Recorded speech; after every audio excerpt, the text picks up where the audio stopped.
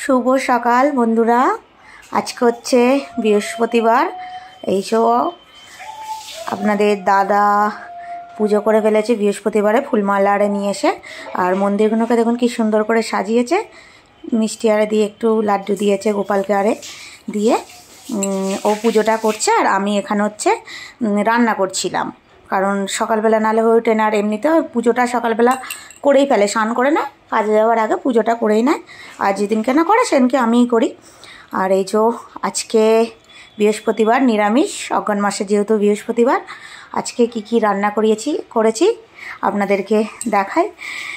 এই দেখুন, আগে হচ্ছে খাবার তুলবো না, ভাতটা আগে তুলে দেবো। ভাতটা টিফিনের মধ্যে তুলে দেবো, দিয়ে আর কি রান্না করেছি আমি দেখাচ্ছি। খাবার তুলতে এসেছি, কারেন্টটাও ঠিক টাইমে চলে গেছে। আর ভাতটা তুলে দিয়েছি, দেবার পরে এই যে মুগের ডাল করেছি, আজকে ভেজ ডাল করেছি। মুগের ডাল দিয়ে ভেজ ডালটা করেছি। গাজর ছিল, মটরশুঁটি ছিল, তবে ধনে পাতা ছিল, আর এই দিয়ে টমেটো দিয়ে ভেজ ডাল করে ফেলেছি। বিমস করাই ছিল, কালকে তরকারিতে দিয়ে দিয়েছিলাম বলে আর ছিল না, ওই জন্য গাজর আর মটরশুঁটি দিয়ে ভেজ ডালটা বানিয়েছি। বৃহস্পতিবার ভালোই লাগবে, কারণ ভেজ ডাল একটাতে ডাল তুলে দিলাম, একটাতে ভাত তুলে দিয়েছি। দিয়ে আরও আছে খাবার, আজকে অনেক কিছু রান্না করেছি, অনেক কিছু। নিরামিষ হলেও ভাজাভুজির মধ্যে করেছি। আর এই যে এখানে আলু ভাজা করেছি, আর বেগুন ভাজা করেছি, আর করেছি হচ্ছে বড়ি ভাজা। এখানে ছোট ছোট টিফিন তো অসুবিধা হচ্ছে, ওই জন্য কী করেছি, আরও দুটো ডাব্বা নিয়ে নিয়েছি। সব একসঙ্গে পাইল হয়ে যাবে কেন। আর গরম গরম তো খাবারগুলো তুলতেও পারছি না, এত গরম। বেগুন ভাজা আর আলু ভাজা ওই জন্য একটা টিফিনে দিয়ে দিচ্ছি, গরমের জন্য। এই যে তুলে দিলাম একটাতে। আর আরও আছে পাঁপড় ভাজা আছে, পাঁপড় ভাজা করেছি ডাল দিয়ে, আলু ভাজার সঙ্গে পাঁপড় ভাজা দিয়ে, সবই ভাজাভুজি করেছি। তরকারি বলতে তরকারি একটাই করেছি, তরকারিও তাও না। এই যে বড়ি ভাজা, এখানে গয়না বড়ি ভাজা করেছি, গয়না বড়ি ভাজা। আর হচ্ছে পাঁপড় ভাজাটা একটা ডাব্বায় দিয়ে দেবো, কারণ এগুলো শুকনো না। আর ওই আলু ভাজা বেগুন ভাজার সঙ্গে বড়ি ভাজাটা দিলে সিঁটিয়ে যাবে, নরম হয়ে যাবে, খেতে ভালো লাগবে না। ওই জন্য বড়ি ভাজাটা আর পাঁপড় ভাজাটা একটাতেই দিয়ে দিচ্ছি। তাই পাঁপড়গুলো গোটা থাকবে না, ডাব্বাতে দিলেও ভেঙে যাবার। এই যে গয়না বড়ি ভাজা করেছি, ডিজাইন বড়ি, আমার মা পাঠিয়েছিল আগের বছরে, শেষেরই পথে আর অল্প আছে। ওই ভাজা ভুজলে তখনই খাওয়া হয়। আর সৌম্যদীপ একটু বড়ি ভাজাটা ভালোবাসে, যেন বড়ি ভাজাটা করা হয় মাঝে মাঝে। আর এই যে পাঁপড় আর বড়ি একসঙ্গে দিয়ে দিলাম।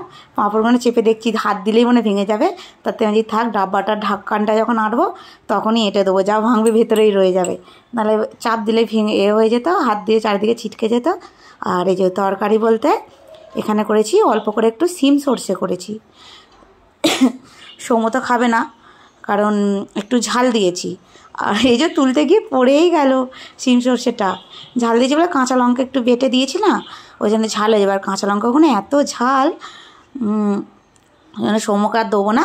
যদিও খায় শুকনো একটা সিম দেবো, সর্ষেও আর কিছু দেবো না, ওই জন্য অল্প করে রেখেছি।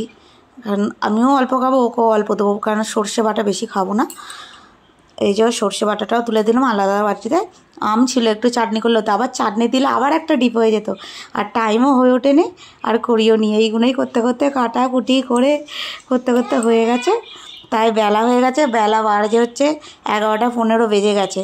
সৌম্যদীপ স্কুল টিউশন থেকে চলে এসেছে। এই যে খাবারগুলো প্যাক করে দিয়ে তারপরে আপনাদের দাদা তো পুজো হয়েই গেছে, ওখানে নাস্তা দেবো। আজকে মুড়ি দেবো, আলু ভাজা, পাঁপড় ভাজা, চানাচুর আরে দিয়ে, শশা আরে কুচিয়ে মুড়ি দিয়ে দেবো, আর চা দিয়ে দেবো।